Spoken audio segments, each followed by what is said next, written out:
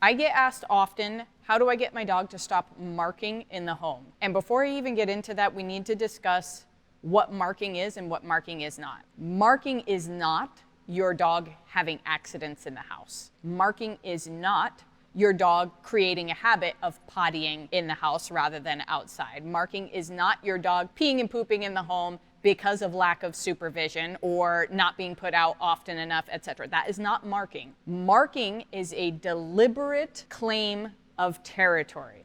Okay, so marking would be something like you have a guest over and they set their bag down and your dog immediately goes over and pees on their bag. Your boyfriend comes over and he snuggles with you on the couch, and after he leaves, your dog gets up on the couch and pees right where he sat on the couch, or right where he slept in your bed, or right in the room that he stayed in, etc. That would be deliberate claiming of territory, and that would be marking. So when you ask me, how do I stop marking within the home? That's a relationship issue. That's where the dog feels that they have the right to claim things in your home, which means that your leadership has taken a back seat. You are not making enough clear leadership with your dog. This dog usually is probably going to be a resource guarder too. They're going to control things and they're going to claim things and they're going to feel like it's okay because you have taken a back seat. So with this, you need to start leaving a leash on when your dog is walking throughout the house. Your dog needs to have restricted access to certain areas. Your dog needs to learn respect of space with certain people. You especially. You can't come into my space every single time you want to. You can't come into my guest space or my boyfriend's space or my girlfriend's space or my spouse's space whenever you want to, because if you set that precedent that the dog can come and go as it pleases, it can claim things as it pleases, and no one's going to say otherwise, then you're going to have an issue where you're consistently trying to catch up to where that dog is at. These behaviors,